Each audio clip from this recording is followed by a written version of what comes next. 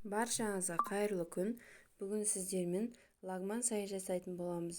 Бізге керегі ашты және тәтті болгар бұрышы, жандо, сельдерей, чеснок, помидор. Алдымен барлығын жақсылап жуып аламыз.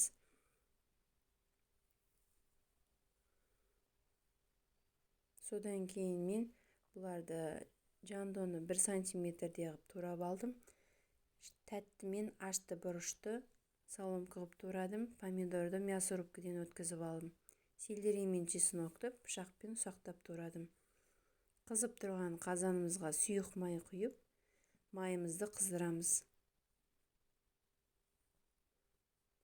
Қызып тұрған майымыздың үстіне помидорымызды құямыз. Жарты сағаттай қайнатуымыз керек. Помидордың кішкене суы тартылу керек. Араластырып тұрыңыздар, түбі жабысып қалмасын. 30 минуттан кейін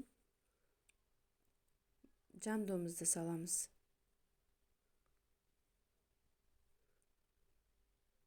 Жандоны 20 минуттай пісіріп аламыз. Одан кейін ашты және тәтті бұрышты саламыз. Бұларды мен 10 минуттай қайнатып алдым. Барлығын жақсылап дұрыстап пісіріп алыңыздар. Қысқа жақсы сақталу үшін.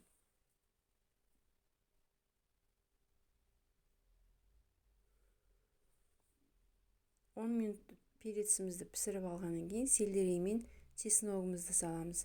Тағы да 10 минут пісіріп аламыз. Лагман сайымыз дайын.